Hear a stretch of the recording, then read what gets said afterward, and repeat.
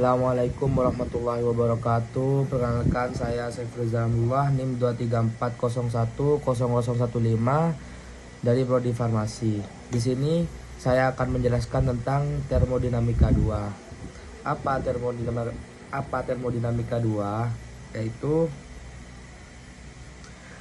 Yaitu adalah ekspresi dari kecenderungan yang dari waktu ke waktu, perbedaan suhu, tekanan, dan menyeimbangkan potensi kimia dalam terisolasi sistem fisik.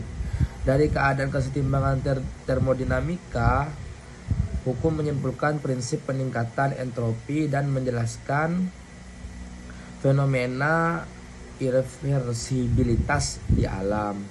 Hukum kedua menyatakan ketidakmungkinan mesin yang menghasilkan energi yang dapat digunakan dari energi internal melimpah alam dengan proses yang disebut gerak abadi dari jenis yang kedua.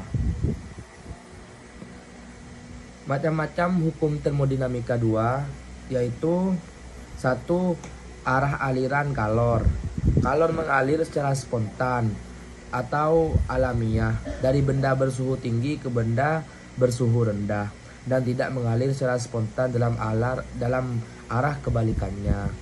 2. Entropi. Dalam sebuah sistem tertutup, setiap proses termodinamika akan menghasilkan ruang entropi lebih besar dari 0 untuk se-irreversible, dan perubahan entropi sama dengan 0 untuk proses reversible.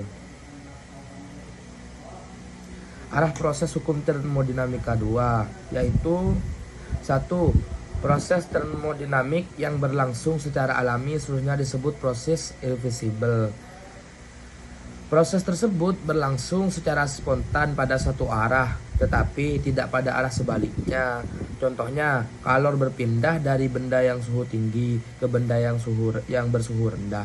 2. Proses reversible adalah proses termodinamik yang dapat berlangsung secara bolak-balik. Sebuah sistem yang mengalami idealisasi proses reversible selalu mendekati keadaan kesetimbangan termodinamika antara sistem itu dan lingkungannya. Proses reversible merupakan proses seperti kesetimbangan. Pernyataan hukum termodinamika 2 yaitu nomor 1. Kalau tidak mengalir secara spontan dari dingin ke panas, sebaliknya tidak ada mesin yang dapat mengubah kalor menjadi usaha secara utuh.